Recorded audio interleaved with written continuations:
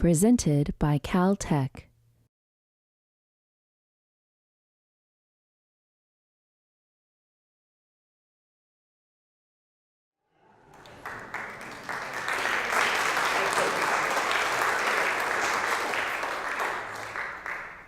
Science, not silence. This was the core idea behind the March for Science in Washington, D.C., and the hundreds of satellite marches across the globe. And they picked as their core issues climate change, vaccines, and evolution. But as a graduate student, I was primarily concerned with the proposed cuts to the NSF and NIH budgets, because if my stipend goes away, how will I continue to tell my family that being a grad student is basically like being employed?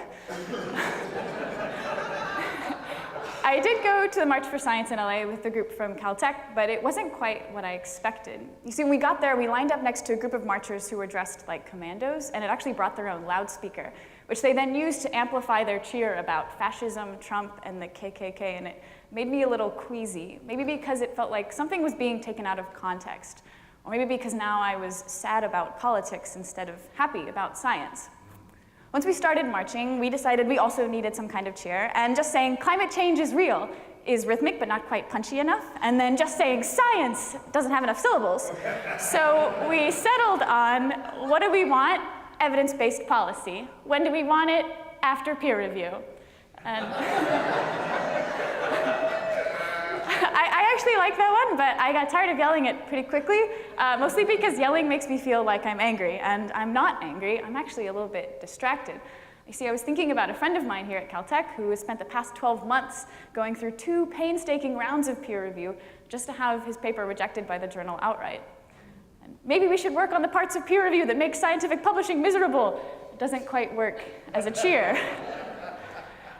So I left the march feeling pretty dissatisfied, and I think it was because the parts of the march that I saw seemed disconnected from my experiences as a scientist, and I started to wonder if maybe just a march is incompatible with things that to me seem central to science. Maybe you have to trade the profoundness and nuance for something that's easy to yell. Maybe you have to give up your honest cognitive dissonance to have a more convenient certainty. And I tried to think about what is it that I love about science. And I think it is, I love this mechanism we have that takes our lived experience and carefully controlled repetitions to chip away the unknown and reveal the truth. I love the way experiments can be elegant and definitive, but also the ways they can be ambiguous. And we are forced to stretch our minds to describe things we will never see or touch. I love the desire to know just for the sake of knowing. I love the way we are architects of arguments, the way ideas can be subtle or symmetrically satisfying. I love the way that reality is totally surprising and unlike anything I had imagined. And I love that the world as it is need not be all that there is. No, there are driverless cars, chemotherapies, and other worlds with moons all their own. And I think that's what love of science should be like, and I think it's also partly what Feynman meant when he talked about the joy of finding out. It's not the guilt of finding out or the necessity of finding out, it's the joy.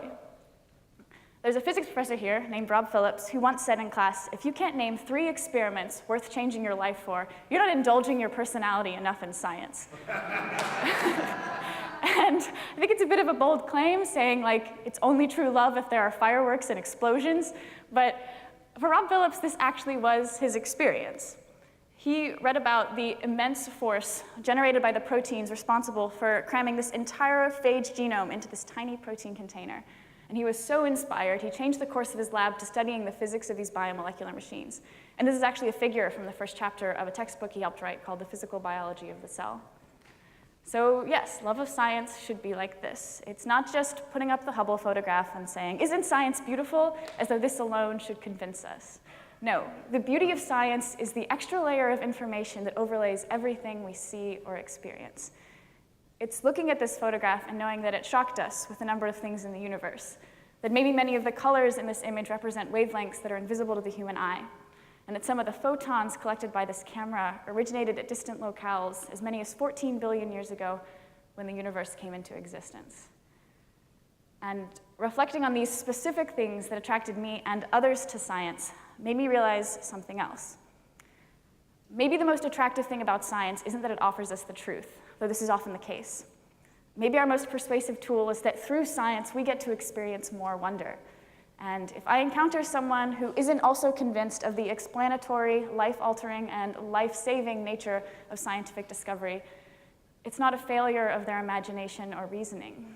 Maybe it's my failure to communicate that joy of finding out. And I get that it's hard. I'll rush to my advisor with what I think is the most exciting idea, and his eyes glaze over. And my dad closed his eyes and fell asleep when I gave my candidacy presentation to him. And yeah, he's a professor too. Different field, so it's not his fault. And I also remember one car ride with my family where I tried to explain my research, and it ended with my sister storming out screaming, "Can we please stop talking about cells?" I even tried to put my research into this talk, but it didn't quite work. I started with something metaphorical and meaningless, like, we think cells see in color, not just black and white. But after a series of frustrated edits, ended up with the most honest thing, which is I turned cell cultures into numbers and MATLAB plots. But maybe the point is this. I would march for cells, I would march for flow cytometry, and I would do almost anything for a tissue culture robot that was available during normal working hours.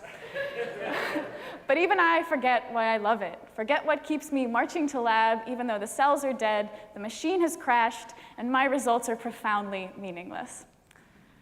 There's a complexity to the way humans acquire opinions and belief, and an apparent irrationality to the way we maintain them. We have all had our hearts broken by beautiful hypotheses. We know how long it can take to admit that we are wrong. So when we consider our science stories, it's okay if it takes a while to express them.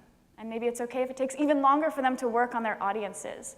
Those stories, with their discoveries and hidden meanings, certainly took their time to work on us.